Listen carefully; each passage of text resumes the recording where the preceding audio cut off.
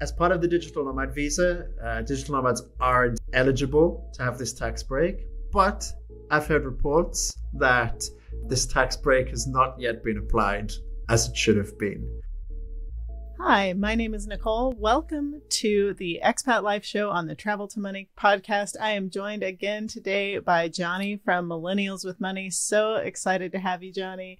And we're going to be talking about visa options for moving to Spain. So, Jonny, so glad to have you here again. Thank you for being here.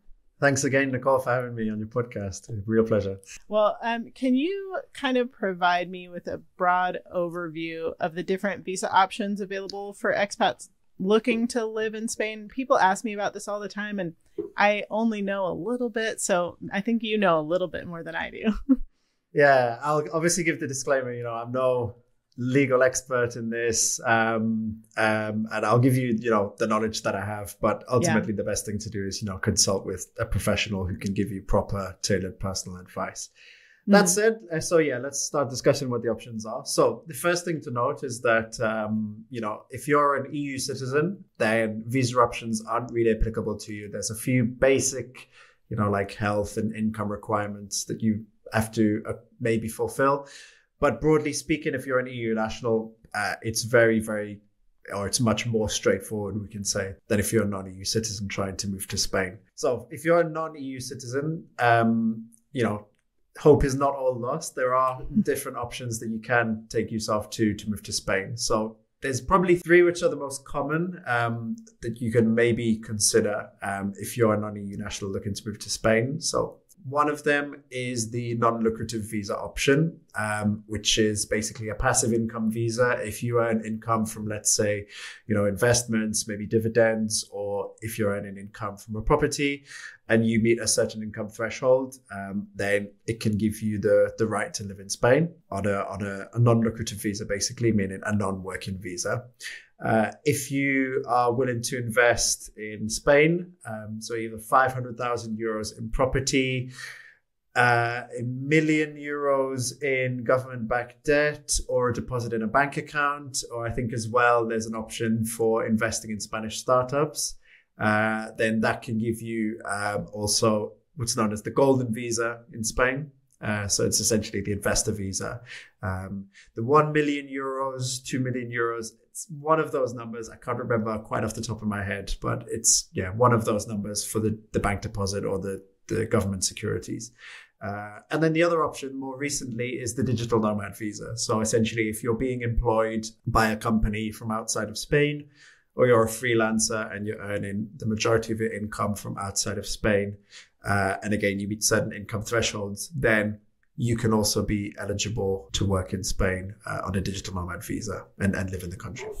Yeah, that's been a really exciting new development. I know I started looking into the non-lucrative visa a while back because people were kind of using that as a digital nomad visa when technically that was really supposed to be more for people who just aren't working. They're living off of like their retirement funds, or rental income that they receive from somewhere else in the world, and it's all passive. And so people were getting approved sort of as digital nomads through the non-lucrative visa for a while, and then by the time I looked into it, I think they had started to kind of enforce that a little bit more.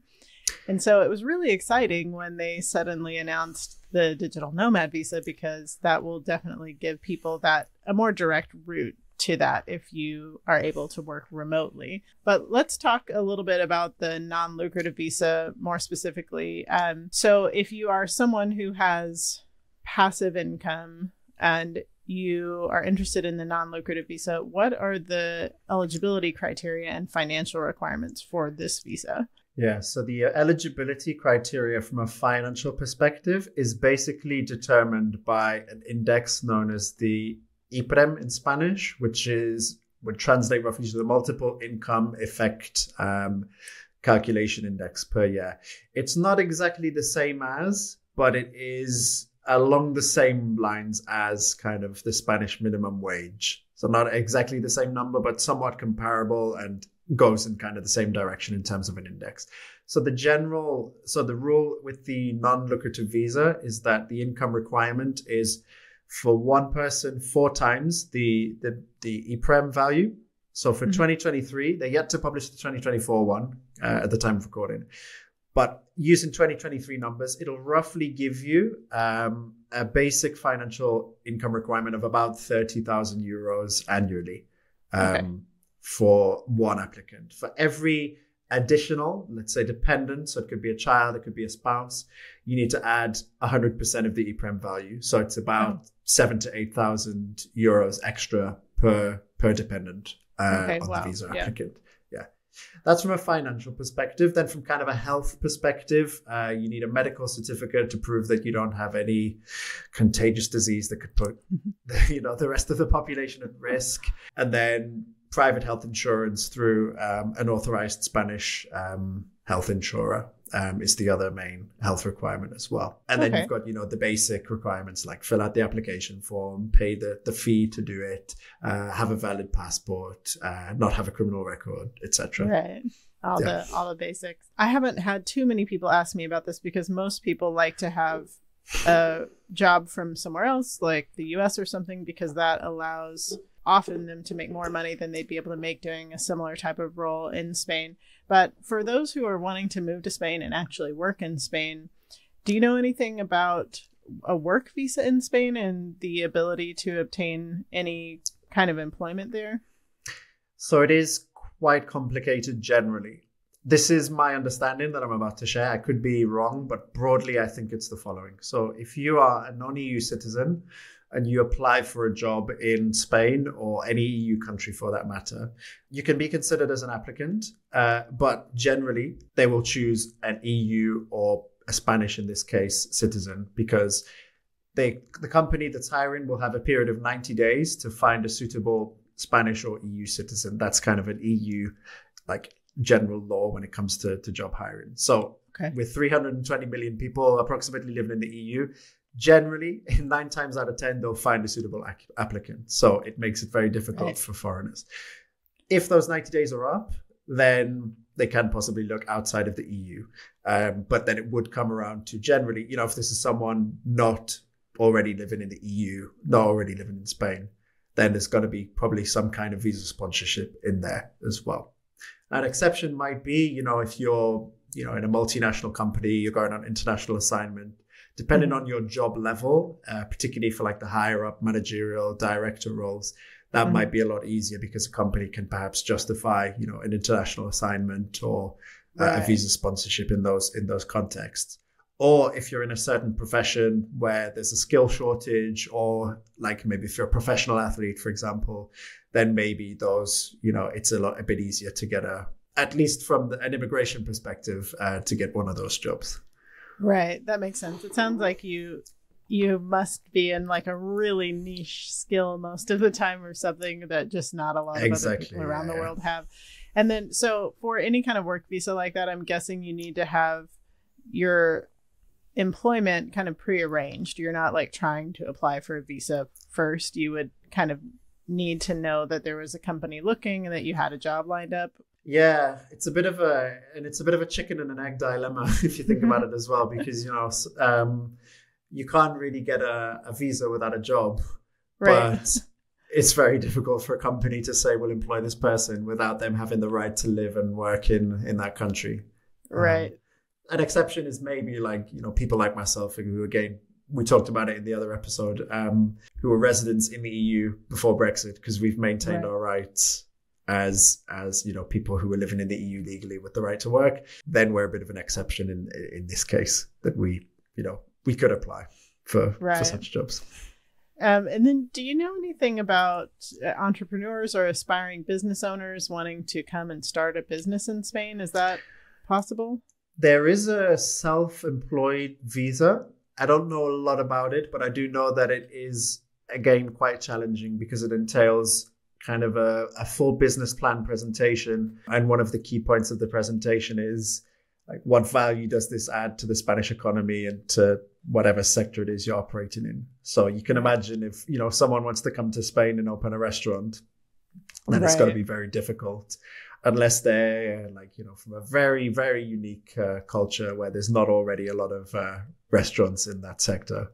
I think it would be very difficult in the restaurant sector, for example. That's not to say impossible, and for other sectors, professions, not impossible. But there's a lot of work, a lot of preparation involved in that, as I understand it. Well, what about studying in Spain? Is that something like getting a student visa? Is that an option? I'm not too familiar with the student visa options. It could be an option. I know people who have come to maybe study Spanish, or maybe have come to study at a Spanish university, and they've got, the visa rights to do that. I'm not 100% sure as to what rights that gives you after to seek a job. I talked about the UK on my channel a little bit, where you can essentially apply for a graduate visa in the UK after studying in the UK. In the EU, I'm not too sure how it works. I think there might be maybe a grace period of, several months perhaps, where you can perhaps seek employment afterwards. But honestly, I'm not 100% sure as to on the student visa side. No, it's good. It's just there's so many different options out there. I think for the most part, people are interested in non-lucrative visa, digital nomad visa, but every once in a while I get these questions about other visas from folks. So, and then of course we mentioned it before, the most recent visa option being the digital nomad visa. Do you have a video on that people can check out? I do have a video on it. Yeah, I did it when it recently launched, and I also have a video that I released at the end of last year, where I talked a bit in general about the process of moving to Spain, where we covered a lot of the topics that we've talked about in your podcast. And I do mention the digital nomad visa in that as well. The main difference between the digital nomad visa and the non-lucrative visa is what we said. Like you said, people have bent the rules a little bit with the non-lucrative visa, and maybe done online work, or they got their income coming from outside the country. Whereas the digital nomad visa, it gives you the full peace of mind. You're in Spain, you're working, and you're doing it legally, but getting your income from abroad. Totally. Well, folks should definitely check out the video that you have on that. For now, as far as just a high level overview of that, are there specific income requirements with that? And aren't there some sort of tax breaks with that visa? It is very similar in terms of financial requirements to the non-lucrative visa. So I'm not sure if they assess it annually or monthly, but I think it's around 2,200, 2,300 euros a month. It can be dependent on the exchange rate of income that you're able to prove, or again, around 30,000 euros per year. In terms of tax breaks with the digital nomad visa, so there is a scheme known as the Beckham Law in Spain, which allows people who've not previously lived in Spain to pay a flat rate of 24% tax on their income for a period of up to 5 years. And as part of the digital nomad visa, digital nomads are eligible to have this tax break. But I've heard reports that this tax break has not yet been applied as it should have been. Okay. So in practice, it's different from what we hear as it should be in theory. Yeah. So maybe they should prepare for the worst case scenario of taxes, whatever that is for their income level, just so that they're prepared financially for that. If they are qualified somehow for the other, then that just ends up being a positive. So the financial requirements and all of the requirements, by the way, of all the visa types we've talked about, the Spanish Foreign Affairs and International Cooperation Ministry has published all of the visa requirements in English as well on their website for each of the different visa types we've talked about in this video as well. So you can consult the websites afterwards to verify, what we're saying. Great. Yeah, that's fantastic. And for folks that want to watch the video that you mentioned, can you just tell everyone where they can find your information and what your channel is? Yeah, you can find me on YouTube, Millennials with Money. So I'm uploading, content regularly, typically once a week, with a video per month focused on what's going on in Spain. And then I also upload, more general expat content, information about, entrepreneurship, saving, investing, all that kind of stuff as well.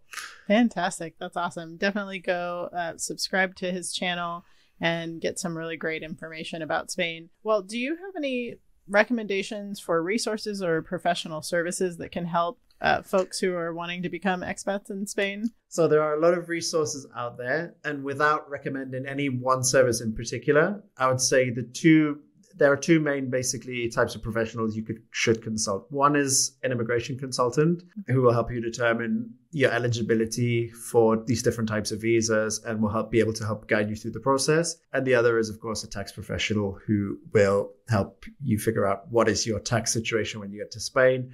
If you're a tax resident, where you owe tax, how much you owe tax, if things like wealth tax are applicable to you, depending on where you live, if you're entitled to tax breaks, all that kind of stuff. Awesome. That's fantastic. Well, this has been a lot of fun. I really hope it's helpful for all of you out there listening. Just good information. Let us know in the comments if you are pursuing anything, becoming an expat in Spain. We'd love to know about it and try to help point you in the right direction. Thank you so much for being here, Jonny. It's been really great having you again. And for everybody listening, make sure you subscribe to this channel and follow along every week where we talk about expat life and try to just really help build a community for folks. As always, I can't wait to see where your dreams will take you.